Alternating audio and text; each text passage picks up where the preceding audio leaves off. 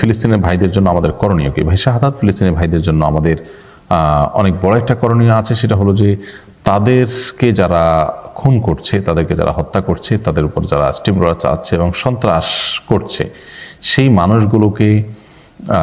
সেই মানুষগুলোর যে সমস্ত ব্যবসা প্রতিষ্ঠানের পণ্য আমরা কেনাকাটা করি সেগুলো থেকে নিজেরা সরে আসা, অর্থাৎ সেগুলো থেকে নিজেদেরকে বিরত রাখা। তাহলে সেক্ষেত্রে এটা হবে তাদের প্রতি আমাদের এক ধরনের সাধ্য অনুযায়ী প্রতিবাদ জানানো। ইতিমধ্যে আমরা দেখেছি বয়কটের কারণে অনেক নামি দামি প্রতিষ্ঠান ইহুদি মালিকানাধীন যেগুলো ইতিমধ্যে মুখ থুবড়ে পড়েছে এবং নানাভাবে ক্ষতিগ্রস্ত হয়েছে। সো আমরা যদি বয়কটটাকে সিরিয়াসনেসের সাথে করি, সেটা আল্লাহর খাতিরে ফিলিস্তিনি ভাই বোনদের প্রতি একাত্মতা পোষণ করতে গিয়ে তাদেরকে যারা হত্যা করছে, তাদের প্রতি যারা ধ্বংসযজ্ঞ চালাচ্ছে, তাদের এলাকা যারা দখল করার পায়তারায় লিপ্ত হয়েছে, যারা মসজিদে আকসাকে শহীদ করার অপচেষ্টায় লিপ্ত, সেই অভিশপ্ত মানুষগুলোর যে পণ্যগুলো আছে আমাদের ঘরে ঘরে, সেটা হতে পারে সাবান শ্যাম্পুর নামে, সেটা হতে পারে প্রসাধনী লোশনের নামে, সেটা হতে পারে আমাদের কোনো সফট ড্রিঙ্কস ইত্যাদি বা খাদ্য আইটেমের নামে, দুঃখিত, সেরকম সমস্ত বিষয়গুলোতে আমাদের সিরিয়াসনেস থাকা উচিত যে আমরা তাদের পণ্য কিনবো না। এতে তাদের উপরে অর্থনৈতিক অনেক বড় প্রেশার পড়বে এবং এটার একটা প্রভাব অবশ্যই পড়বে। আর কোনো প্রভাব পড়ুক আর না পড়ুক, আমি আমার জায়গা থেকে দায়িত্বশীলতার পরিচয়টা দিলাম, সেই চেষ্টাটা আমরা করবো ইনশাআল্লাহ তাআলা। শেষে তাআলা তার কাছে দোয়া করবো এবং সাধ্য অনুযায়ী যাকে আল্লাহ যতটুকু তৌফিক দিয়েছেন তাদের পাশে দাঁড়াবার চেষ্টা করব। আল্লাহ আমাদের সবাইকে তৌফিক দান করুন। পাটোয়ারে আপনি লিখেছেন, অনেক সময় ফজর আজানের আগেই নামাজ পড়ে ফেলি ঘুমের জন্য, এতে কি নামাজ হবে? বোন আমেনা, ফজরের ওয়াক্ত হওয়ার আগেই যদি আপনি নামাজ পড়ে ফেলেন তাহলে নামাজ হবে না। আজান যদি ওয়াক্ত হওয়ার পরে মুয়াজ্জিন সাহেবরা দেয়, আপনি শিওর হলেন যে হ্যাঁ এত মিনিটে ওয়াক্ত হয়, আপনি তারপরে নামাজ পড়লেন, তাহলে নামাজ হয়ে যাবে। আর যদি যেই টাইমে নামাজ হওয়ার কথা ঠিক তার আগে নামাজ পড়েন, তাহলে সেক্ষেত্রে সেই নামাজ আপনাকে পুনরায় পড়তে হবে। কারণ আল্লাহ সুবহানাহু ওয়া তাআলা কোরআনে কারিমে বলেছেন, ইন্না সলাতা কানাত আলাল মুমিনিনা কিতাবাম মাওকুতা, নিশ্চয়ই সালাত ইমানদারদের জন্য নির্দিষ্ট সময়ে পড়াটাকে অপরিহার্য করা হয়েছে। সো সেই কাজটি আমাদের করতে হবে। কাজী রহমতুল্লাহ এই আইডি থেকে আপনি লিখেছেন, মনে মনে তালাক দিলে কি তালাক হয়ে যাবে? তালাক কখনো মনে মনে দিলে হয় না। খুবই গুরুত্বপূর্ণ একটি প্রশ্ন আপনি করেছেন। অনেকের এ ধরনের আপনার জল্পনা কল্পনা হয় তালাক নিয়ে, অনেকের হয়তো জল্পনা কল্পনাও হয় না, কিন্তু তার সূচিবায়ুর রোগ আছে, সেই কারণে তিনি মনে করেন যে আমি মনে মনে তালাকের কথা বলছি বলে তালাক হয়ে গেছে। মূলত মনে মনে মানুষ তালাক দিলে কখনো তালাক হবে না। সো মনে মনে আপনি কি বলেছেন না বলেছেন তার উপর ভিত্তি করে বৈবাহিক সম্পর্কে কোনো প্রভাব পড়বে না।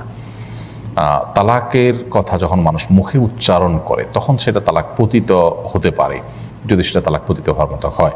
যেমন অতীতকালীন কোনো শব্দ ব্যবহার করে তালাক দিলাম বা এই জাতীয় কিছু বললেন, তাহলে সেক্ষেত্রে তালাক হয়ে যাবে। আর ভবিষ্যৎকালীন যদি শব্দ ব্যবহার করেন তালাক দেব বা তালাক দেওয়ার পরিকল্পনা করব ইত্যাদি ইত্যাদি, তাহলে এগুলোর কারণে তালাক পতিত হয় না।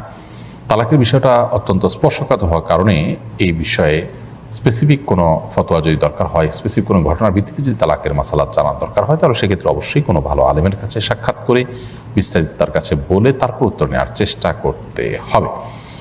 আর মৌলিক কথা এটাই যে মনে মনে তালাকের কথা যতই বলুক না কেন তাতে তালাক পতিত হবে না। ফারজানা হোসেন চৌধুরী আপনি লিখেছেন, পিরিয়ড অবস্থায় মহিলারা শবে কদরে কি কোনো ইবাদত করতে পারবে? পারলে কিভাবে করবে এবং কি কি আমল করবে? পিরিয়ড অবস্থায় মা বোনরা শবে কদরে ইবাদত অবশ্যই করতে পারবেন।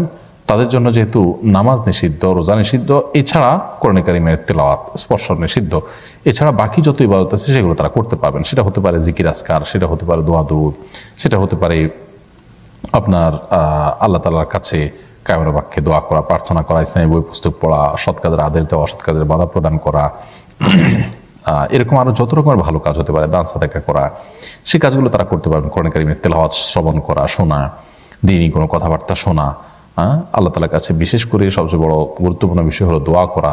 শবে কদরে যে দোয়া আছে, আল্লাহুম্মা ইন্নাকা আফুউন তুহিব্বুল আফওয়া ফাআফু আন্নী, এছাড়া আরো যত দোয়া আছে লাইলাতুল কদরে, এগুলো কিন্তু আল্লাহ তাআলার কাছে নিবেদন করতে পারেন। তাসবিহ তাহলিল করতে পারেন, সুবহানাল্লাহ, আলহামদুলিল্লাহ, সুবহানাল্লাহ ওয়া বিহামদিহি, সুবহানাল্লাহিল আযীম, আল্লাহু আকবার, যত রকমের তাসবিহ আছে এই সবগুলো পিরিয়ড অবস্থায় শবে কদরে মা বোনরা নিবেদন করতে পারেন। তাতে শবে কদরের যে ফজিলত এবং মর্যাদা মাহাত্ম্য সেটা তারাও লাভ করার সুযোগ থাকছে তাদের জন্য। মানিক মিয়া আপনি লিখেছেন, ঈদের নামাজের ইমামকে বসিয়ে রেখে তার জন্য টাকা তোলা হয় অনেক জায়গায়, এভাবে টাকা তোলা এবং এই টাকা ইমামকে দেওয়া হালাল কিনা? ভাই মানিক মিয়া, খুবই গুরুত্বপূর্ণ প্রশ্ন আপনি করেছেন। ঈদের নামাজের ইমামকে মুয়াজ্জিনকে সামনে বসিয়ে রেখে তাদের জন্য টাকা তোলা হয় এবং বাক্স দেওয়া হয় ইমাম সাহেবের জন্য এখানে টাকা ফেলুন, খুবই অপমানজনক একটা পন্থা। যারা নিজেদের ইমামকে তাদের চাকর মনে করে তাদের নামাজ কতটা হবে সেটা প্রশ্ন সাপেক্ষ বিষয়। কারণ আপনি নামাজের প্রতি, আল্লাহর প্রতি যদি আপনার মানে শ্রদ্ধা থাকে, সম্মান থাকে, তাহলে সেক্ষেত্রে আপনি আল্লাহর ইবাদতের জন্য নেতৃত্ব যিনি দিচ্ছেন, আপনাকে জান্নাতে যাওয়ার পথে নেতৃত্ব দিচ্ছেন, তাকে তো আপনি সবচেয়ে বেশি সম্মানিত মনে করবেন। তার জন্য আপনি খুব লজ্জাস্কর উপায়ে যদি টাকা তোলেন সেটা উচিত হবে না। ইমাম সাহেবদের জন্য টাকা তোলার ভিন্ন কোনো পদ্ধতি থাকতে পারে, পলিসি থাকতে পারে। মাসিক চাঁদা থেকে, মসজিদের জেনারেল ফান্ড থেকে দেওয়া যেতে পারে, আর ঈদগাহে মসজিদের জন্য টাকা তোলা যেতে পারে, তুলে তাদেরকে জেনারেল ফান্ড থেকে দেওয়া যেতে পারে। তাদের নামে তাদেরকে বসিয়ে রেখে টাকা তোলাটা অপমানজনক। তবে এই টাকা হালাল হবে তাদের জন্য ভোগ করা, বাট অপমানজনকভাবে দেওয়াটা কর্তৃপক্ষের জন্য গুনাহের কাজ হবে এবং অনুচিত কাজ হবে।